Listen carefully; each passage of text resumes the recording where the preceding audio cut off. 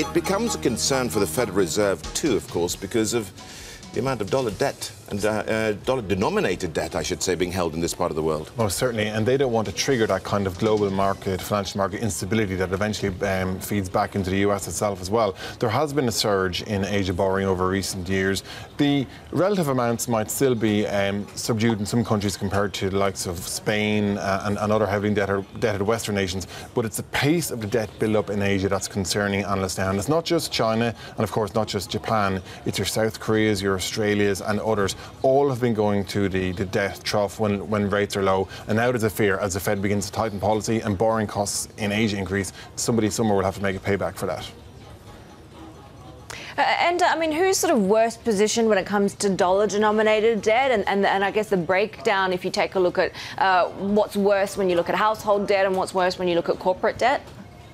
I think corporate debt, Heidi, is the one that analysts point to. We certainly know in China's case, for example, that the IMF have urged the authorities there to take urgent action to deal with corporate debt. Outside of China, S&P were making the point that in terms of the corporate debt that they rate, the vast majority of it is dollar denominated, with some of it in euro as well. And that's obviously a concern if you have a strong dollar rising at a time when local currencies are falling. Now, for sure, hedging practices have increased, have become more sophisticated over the years, and companies have protected themselves.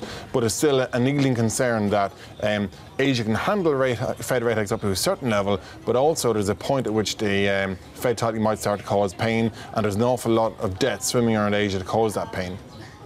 Yeah, this is just it, though. I mean, the amount of leverage in dollar terms has grown five-fold since 2000. Now, that means that the Federal Reserve has to look at what they're doing in terms of monetary policy from a global point of view, not just one which is indigenously focused. And this is perhaps changing the rules of the game.